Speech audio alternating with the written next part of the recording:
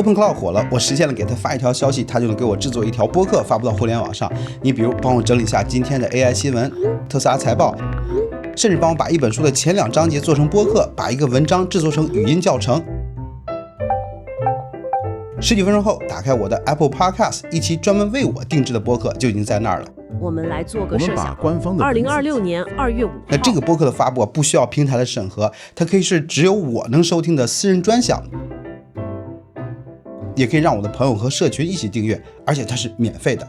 那这是怎么做到的呢？那想要实现这一点，光有 OpenCloud 还不行，它还需要我自己 Vibe Code 出来的一个私人播客平台 Dear Tape。对，我好像是为了一碟醋包了顿饺子。那在这个视频里啊，我就想跟大家分享一下我制作的私人播客平台 Dear Tape， 以及如何用它来搭配 OpenCloud 来实现播客的制作、发布全部的自动化。太好了，这个真的是太棒了。首先就是为什么我们要做这个 Dear Tape 呢？它到底是什么呢？这就要从我一直存在的一个需求说起。很长一段时间啊，我都想要一个私人播客。那什么是私人播客呢？那就是我想制作一些内容，但只想分享给我特定的人听。你比如说我的家人、朋友或者我们的社群成员。然而建一个播客其实挺麻烦的，你要提交到 Spotify 或者说 Apple， 那有时候要审核，做各种设置。关键是一旦上线了，它就只能是公开的，所有人都能搜到，无法达到我私人分享的目的。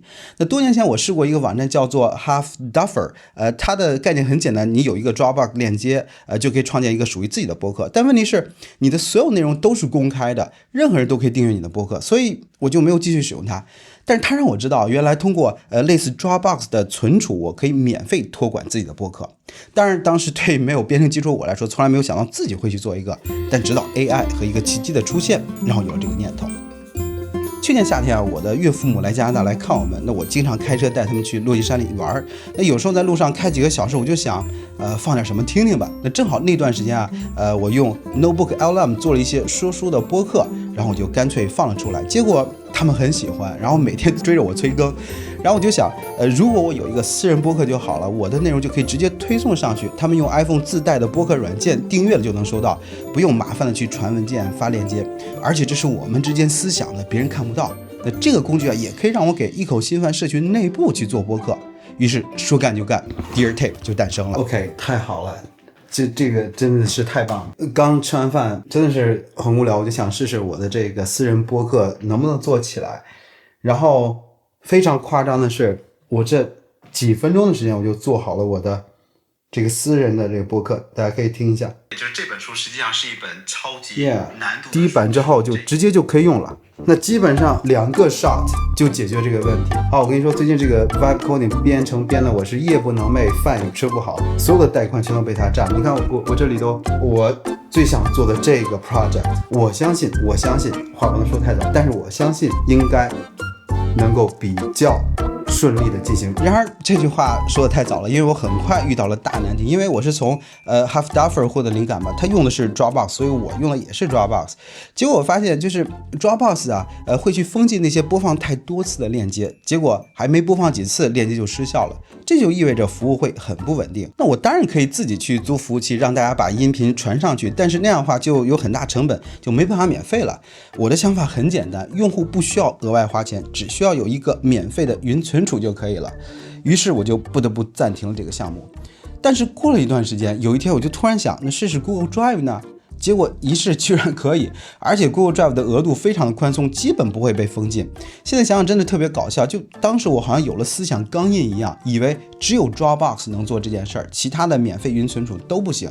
不过这也证明了很多时候遇到死胡同，你先放一放，然后重新再去看这个问题，往往会有转机。于是这个项目就又复活了。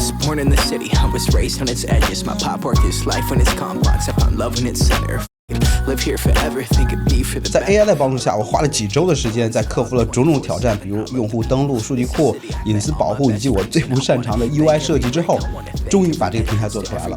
我给它起了个名字叫做 Dear Tape， 它 slogan 是声音只给在乎的人听。它解决的问题其实非常简单。第一，它是免费的，你只需要有一个免费的 Google Drive 账号，你就可以使用。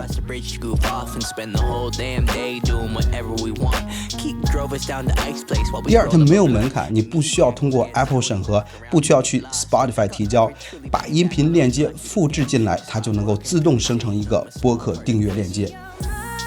第三，私密，只有获得订阅链接的人才能订阅，别人无法在播客软件里搜到它。当然，你还可以创建多个播客频道，按照你的兴趣范围或者分发对象来区分。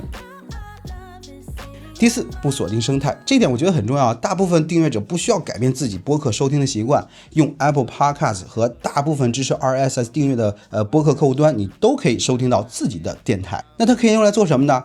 比如说老师、教练给学生做一个专属的课程播客、私人内容、读书会、社群之间的内部分享、家人之间的私密电台。你比如说一个爸爸经常给孩子讲睡前故事，但他要出差1个月，他在出差的时候就录好节目 push 到这个只属于他和孩子之间的私密电台。我觉得这会是一件非常美好的事情。然而这看起来很好，但用起来呢有2个痛点。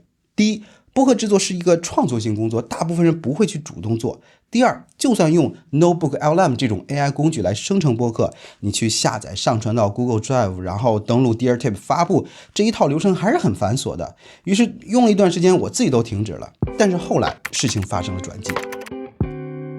你看，我 DearTape 的制作完成是2025年的7月份左右，使用的是 Replit 一个在线的 Vibe Coding 平台。但后来我开始使用像 Cloud Code 这种在本地电脑上的 AI 开发工具，然后我就意识到了一个问题，那就是原来最难的就是把它装到电脑上。那装好之后，你就相当于是把 AI 请到了自己的电脑上，它不仅可以写代码，它可以帮你做一切你可以做的事情，你只需要告诉他需求，他会自己找工具，甚至自己去写工具来完成。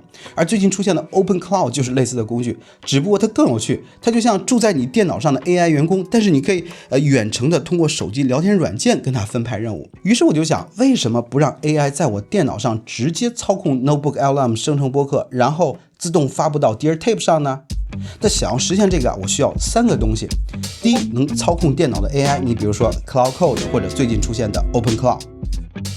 第二， Notebook LM 的工具， GitHub 上有一个开源项目叫做 Notebook LM -py， 可以让 AI 自动的创建笔记本、上传资料、生成播客。第三，一个能够让 AI 直接控制 DearTape 的方法。那前2个都有了，但第3个呢？如果你也接触 Vibe Coding， 你一定知道 API 的概念。你可以简单把它理解成为一个接口，让程序可以直接调用某个服务。你比如我之前制作的语音转文字的工具闪念笔记，就用到了 OpenAI 的 API。那我就想，为什么我不给 DearTape 也做一个 API， 让 AI 调用它自动的去发布播客呢？于是我就让 AI 帮我增加了这个功能。现在我需要的3个东西都准备好了。现在每个 DearTape 的用户都可以获得自己的 API， 把我提到的方法告诉你的 Open Cloud 或者说 Cloud Code， 它就能够帮你搭好整套自动化的流程。于是就有了视频开头的那一幕。现在对我来说，想要听什么播客，只需要跟 Open Cloud 说一声就行了。你比如我最近在读一本书，我说帮我把这本书做成播客，它就会自动的处理一切，找到书，拆分章节，存到我的 Obsidian 笔记里，上传到 Notebook LM 生成播客，通过 DearTape push 到 Apple Podcast。 你知道吗？当我把播客生成和发布这整套流程打通之后，每当我想听什么，只需要说一句话，然后在我的手机里就能够听到为我专门定制的播客的时候，那种感觉真的很神奇。而且它是真真正正帮我节省了很多时间。那这就是我的 DearTape， 现在大家就可以免费的去使用，做自己的私人播客，而且它还有更多的功能等待大家发现。那我知道听到这里很多人都想获得细节的教程，那其实最简单的办法就是把我的视频的内容给你的 AI 来看，它会帮你一步一步的配置好。你也可以参加我们新开设的免费社群空间，专门供大家分享讨论 Open Cloud 以及 DearTape 的使用，那链接在视频下方。当然你也可以自己做一个 DearTape， 完全为自己服务。那这他以前是不敢想的，但是在 AI 时代我能做到，你也可以。很多时候阻止我们的不是技术，而是我们自己的思想刚硬。实际上我不仅制作了 DearTape 这一个项目，在过去几个月里我做了大量的我们内部使用的工具和一些可以供大家使用的 App。 那这些 App 现在就安装在我的手机上，而且是我真的每天都在用，不是噱头。所以我决定在这个频道专门开一个系列，就叫做我用 AI 造垃圾，来分享我做的那些 App， 给大家一些灵感和启发。那 DearTape 就是这个系列的第1集。当然除了分享我做的这些 AI 垃圾，我还有很多关于 AI 的学习领悟希望和大家分享。于是我就专门开设了一个新的频道，叫做用爱发电，用来专门讨论 AI 的技术细节和思考。那欢迎大家关注。当然，如果你想从头开始学习 AI， 为自己赋能，也欢迎你加入到我们用爱发电的社群。那除了刚才的免费板块，我们还有大量的订阅课程，包含了 Vibe Coding 的方方面面，帮助像我这样的小白从零开始。那我们甚至打算推出一个课程，教你来复刻一个 Dear Tape 出来，这会是一个非常有趣的体验，因为你获得的不仅仅是一个可以自己使用的 Dear Tape， 更加是通过亲自动手制作项目来学习使用 AI， 实现自己的想法，为自己下一次的突破来积累。OK， 那以上就是这期视频的全部内容啦，感谢你的收看，我们下次再见，拜拜。